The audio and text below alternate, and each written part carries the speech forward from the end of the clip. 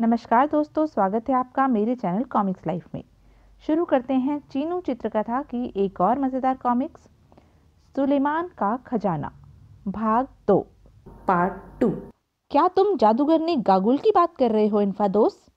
हाँ, मगर आप कैसे जानते हैं?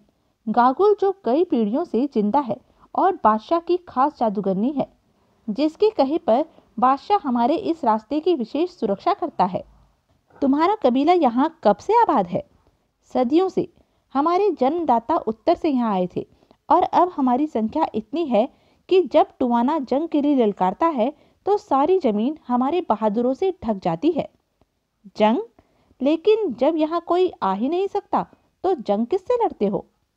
एक बार उत्तर की तरफ से हम पर किसी दूसरी कौम ने हमला किया था, लेकिन हमने उनकी लाशों से धरती पाट दी थी। उसके बाद से किसी दूसरी कौम का साहस ही नहीं पड़ सका कि हमसे जंग करे मेरे आका। फिर तो तुम्हारे सिपाही नाकारा हो गए होंगे, उनके शालों को तो जंग लग गया होगा। नहीं मेरे आका, ऐसा नहीं हुआ। अभी कुछ बरस पहले भी जंग हुई थी, मगर वह सिर्फ जंगी ही थी। कुत्ता कुत्ते को काट रहा था, जिसका हमारे कबीले पर कोई असर नहीं हुआ। हमारे यहाँ का कानून यह है कि बादशाह के अगर 2 हम उम्र लड़के पैदा होते हैं तो उनमें से कमजोर बच्चे को कत्ल कर दिया जाता है और दूसरा लड़का बादशाह बना दिया जाता है, वरना बड़ा लड़का बादशाह के तख्त का वारिस होता है। ऐसा ही यहाँ हुआ। बादशाह के 2 जुड़वा बच्चे हुए, लेकिन कमजोर बच्चे को रानी बहुत जी जान से चाहती थी, इसलिए रानी ने कत्ल के डर से उसे कहीं छुपा दिया। फिर क्या हुआ? फिर यह हुआ कि बरसों बाद हमारी धरती पर अकाल पड़ा, लोग भूखे मरने लगे। बादशाह के तख्त पर बैठा लड़का उन दिनों जख्मी था और देश में षड्यंत्र की चिंगारियां भभक उठी थी।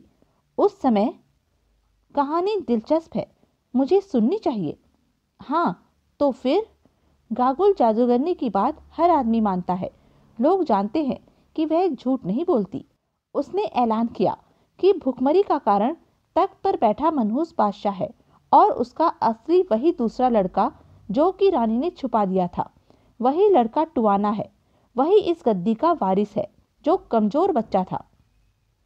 गागुल ने एक जोरदार भाषण दिया और लोग टुवाला के पक्ष में नारे लगाते हुए राजसी कराल की तरफ बढ़ चले। धरती नारों से दहल रही थी। फिर जब ताकतवर लड़के को पता चला तो उससे विद्रोह रोका न जा सका और टुवाला ने उसे कत्ल कर दिया। मृत बादशाह का एक बच्चा था इंकोसी। किसी तरह रानी उसे बचा के ले गई। मैं टुवाला का सौतेला भाई हूँ, लेकिन मैं इस बगावत के पक्ष में नहीं था। बगावत के विरोधी टुवाला के समर्थकों से जूझ मरे, खूब लड़े और हार गए। जो बच गए उन्होंने आत्मसमर्पण कर दिया, लेकिन रानी अपने बच्चे को लेकर भाग गई थी। वह भूखी प्यासी भटकती रही, कोई भी उसे खाना नहीं देता था। बस एक बच्ची थी जो जंगलों में उन्हें छुपाकर रोटी दे आया करती थी। ओह, बहुत दर्दनाक है। फिर तंग आकर रानी अपने बच्चे को लेकर इन पहाड़ों की तरफ आ गई और फिर बर्फ के पहाड़ों में ना जाने कहां खो गई। कोई नहीं जानता उसका क्या अंजाम हुआ। क्या उनकी लाशें मिल गई थी? नहीं मेरे आका, लेकिन इंकोसी या उसकी मां जिंदा होती तो जरूर अपने मुल्क में दिखाई देते। इंकोसी की कमर पर भी शाही खानदान के सांप का निशान था, जैसा कि टुवाला के है। यही वह गांव है मेरे आका, जहां रानी को आखिरी बार देखा गया था। आज हम यहीं पड़ाव डालेंगे। अगर गांव वालों के दिल में हमारे लिए बदनियती आई तो? ऐसा नहीं होगा मेरे आका। मैंने पहले ही एक आदमी वहां दौड़ा दिया था और फिर मैं ऑफिसर हूँ, यहाँ मेरा हुक्म चलता है। कौम कौम, तशरीफ लाइए मेरे आका। इस मामूली से गरीब खाने में आराम करें। शहद, दूध और भेड़ का इंतजाम करो। आपको यह खाना स्वादिष्ट लगा होगा मेरे आका। इन्फा दोस्त, हम बहुत थके हैं, अब हम आराम करना चाहते हैं। फिर सब आराम करने लगे। अब हम यहाँ से कब रवाना होंगे? राजधानी लो के लिए यात्रा की सभी तैयारियां हो गई हैं। आप भी तैयार हो जाइए। अगर नदियों का पानी न चढ़ा तो हम सही वक्त पर लो पहुंच जाएंगे। यह काफिला कहाँ जा रहा है? लो में सालाना उत्सव होने वाला है, सब वहां जा रहे हैं। चुड़ैलों का नाच उसी उत्सव में होगा। एलन, इनसे अपने भाई के बारे में कुछ मालूम करना चाहिए। नहीं हेनरी, अभी नहीं, समय आने पर खुद ब खुद पता चल जाएगा। मैंने उन लोगों से अपने तरीके से पूछताछ की थी, लेकिन उन्होंने बताया हमसे पहले कोई अजनबी उन्होंने नहीं देखा जो सफेद चमड़ी का हो। एलन, क्या तुमने महसूस किया कि शिकारगा हमें नफरत की निगाहों से देखता है? मुझे भी वह खतरनाक लगता है। यह बड़ा रास्ता उन पहाड़ों तक जाकर खत्म हो जाता है जो 3 चुड़ैल के नाम से प्रसिद्ध है। यह रास्ता वहां क्यों खत्म हो जाता है? कौन जाने। उन पहाड़ों में बहुत से गार है। बीच में एक बहुत बड़ा गार है जिसमें कुछ चीजें हैं और इन्हें हासिल करने के लिए ही हमारे पूर्वज यहाँ आए थे, लेकिन बहुतों ने अपनी जानें गंवा दी। और उसी जगह वह स्थान भी है, मौत का कमरा कहलाता है, जहाँ हमारे मुर्दे रखे जाते हैं। बरसों से वे मुर्दे सुरक्षित है।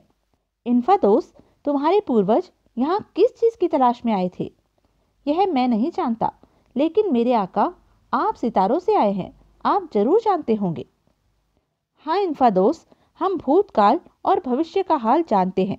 हमें हमारा इल्म बताता है कि तुम्हारे पूर्वज उन चमकीले पत्थरों की तलाश में आए थे जो उनमें से किसी गार में रखे थे, लेकिन उन्हें पा न सके। मैं तो इस बारे में कुछ नहीं बता सकता। मेरे आका को गागुल से बातचीत करनी चाहिए, जो आप ही की तरह अक्लमंद है।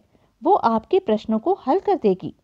हेनरी, देखो, उन पहाड़ों की गारों में खजाना है।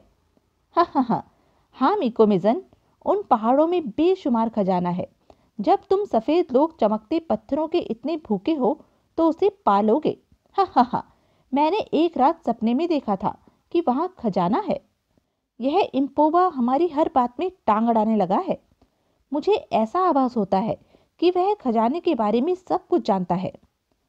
अब अगर मेरे आका सुस्ता चुके हों तो लो में प्रविष्ट हुआ जाए।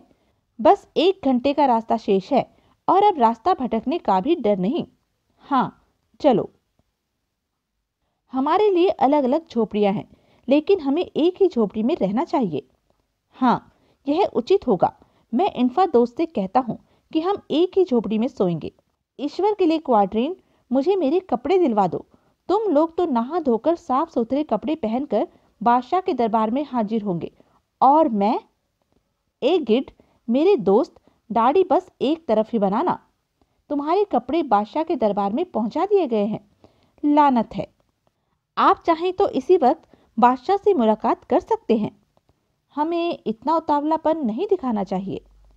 नहीं इन्फादोस, जरा दिन चढ़ जाने दो, तब हम मुलाकात करेंगे। हम यह राइफल और कारतूसों की पेटी बादशाह को उपहार में देंगे। इसके अलावा हमारे पास उपहार में देने को कुछ भी नहीं है। इन झोपड़ियों में टुवाला की बीवियां रहती हैं। तब वे सब बादशाह के पास जाने के लिए रवाना हुए। छन। बाअदब शाहों के शाह तुम्हारे सामने उपस्थित हैं। इधर आ। क्या तेरी ढाल गिरी थी कुत्ते कमीने? सितारों से आए लोगों के सामने मेरी इज्जत पर बट्टा लगाना चाहता है? क्यों? भूल हो गई अन्नदाता, मैं माफी चाहता हूँ। शिकारगा, मैं देखना चाहता हूँ कि तेरे बाजुओं में कितनी ताकत है। इस नीच पर आजमा। आह, हरामजादा, कमीना। सब्र से काम लो हेनरी, सब्र से काम लो। इस कुत्ते की लाश यहाँ से ले जाओ, खून के दाग मिटा दिए जाए। सफेद इंसानों, तुम कहाँ से और क्यों आए हो यह मैं नहीं जानता, फिर भी तुम्हारा स्वागत है। हम लोग कोकोआना के बादशाह का शुक्रिया अदा करते हैं। सफेद इंसानों, तुम कहाँ से आए हो और क्या चाहते हो? हम सितारों की दुनिया से आए हैं और महज यह देश देखने आए हैं। और यह काला आदमी भी क्या सितारों से आया है? हाँ, सितारों में काले रंग के आदमी भी बसते हैं। लेकिन जो बातें तुम समझ नहीं सकते या तुम्हारी समझ से बाहर हैं, उनके बारे में प्रश्न ना करें तो ठीक होगा। सितारों के बाशिंदे, तुम बड़े मुंहफट हो। यह मत भूलो कि इस वक्त तुम हमारे मुल्क में हो। अगर मैं तुम्हें उस नौजवान के पास पहुंचा दूं तो? हा। हर झाड़ी में बिना सोचे समझे हाथ डालना मूर्खता है। उस झाड़ी में सांप भी हो सकता है, जो संभव है तुम्हें ही डस ले। क्या तुम्हें तुम्हारे आदमियों ने हमारी शक्ति के बारे में नहीं बताया? बादशाह, सच बताना, क्या तुमने ऐसा आदमी पहले देखा है? हाँ, मैंने ऐसा इंसान पहले कभी नहीं देखा। और क्या तुम्हें शिकारगा ने नहीं बताया कि हम किस तरह दूरी से किसी की भी जान ले सकते हैं? मैं सुनी सुनाई बातों पर विश्वास नहीं करता। अगर तुम्हारा दावा सच है तो इनमें से किसी सिपाही को मार कर दिखाओ। नहीं, हम सिर्फ सजा के तौर पर किसी इंसान का खून बहाते हैं। अगर तुम्हें हमारी परीक्षा ही लेनी है तो अपने बाड़े से किसी बैल को मंगाओ, मैं उसे मार कर दिखा दूंगा। नहीं, किसी इंसान को मारो, तभी मैं विश्वास करूंगा। बहुत अच्छा। ए बादशाह, तुम इस खुले मैदान में गुजरते जाओ, फिर देखो किस तरह तुम जमीन पर गिरकर मरते हो। और अगर तुम मरना नहीं चाहते हो तो शिकारगाह को भेज कर देखो। अच्छा। एक बैल लेकर आओ। हेनरी, निशाना इस बार तुम बांधना। मैं इन्हें जताना चाहता हूँ कि अकेला मैं ही जादूगर नहीं हूँ। ईश्वर ना करे, अगर मेरा निशाना चूक गया तो? एक बार चूक जाए तो दूसरी गोली चलाना, कई गोली हैं। धाएं। कोको आना के बादशाह, क्या मैंने झूठ कहा था? देखो बैल का क्या अंजाम हुआ है। नहीं, सफेद इंसानों, तुमने झूठ नहीं कहा था। लेकिन सुनो टुवाला, हम यहाँ लड़ाई झगड़े के इरादे से नहीं आए हैं। यह एक खोखली लाठी है, इससे तुम दूर से किसी को मार सकते हो, क्योंकि मैंने इस पर तुम्हारे लिए मंत्र पढ़ दिया है। किसी सिपाही को हुक्म दो, एक नेजा उल्टा गाड़े। अब देखो, मैं यहीं से नेजे का फल तोड़ता हूँ। धाएं। टुवाला, यह जादू की नली मैं तुम्हें उपहार में देता हूँ। फिर मैं तुम्हें यह भी बताऊंगा कि इसे किस तरह प्रयोग किया जाता है। अगर याद रहे, कभी भूल कर भी इस आसमानी जादू को निर्दोष आदमी पर मत आजमाना। अगर ऐसा किया तो नाली के जादू का असर तुम पर ही होगा। सुनो ए बादशाह और सिपाहियों, ए पहाड़ों, मैदानों, नदियों और तूफानों, हर एक जो भी जिंदा है और मरने के लिए पैदा हुआ है, सुनो, मेरा नाम गागुल है। जान लो कि जिंदगी का सूरज और आत्मा मुझ में है। सुनो मेरे देशवासियों, गौर से सुनो, इस समय मैं भविष्यवाणी कर रही हूँ। खून, खून, खून की नदियाँ, चारों तरफ खून ही खून। मैं उसे सूंघ सकती हूँ, मैं उसे चख सकती हूँ। जमीन से खून के सोते फूट रहे हैं और आसमान से खून की बारिश हो रही है। चारों दिशाओं से मौत के कदमों की चाप सुनाई दे रही है और सिर्फ मैं सुन सकती हूँ कि यह दूर से आए सफेद अजनबियों के कदमों की चाप है। इनके पैरों तले धरती का कलेजा कांप रहा है, वह करा रही है। हा हा हा हा। यह क्या बकवास कर रही है हेनरी? यही वह गागुल जादूगरनी है जिसके बारे में सिल्वास ने नक्शे में लिखा था कि तुरंत इसका कत्ल कर दिया जाए। मैं बूढ़ी हूँ, बहुत बूढ़ी, मगर मरने से पहले मैं खून देखूंगी। बता सकते हो मेरी उम्र क्या है? तुम्हारे बाप मुझे जानते थे और उनके बापों के बाप भी मुझे जानते थे। मैं पहाड़ जितनी पुरानी हूँ।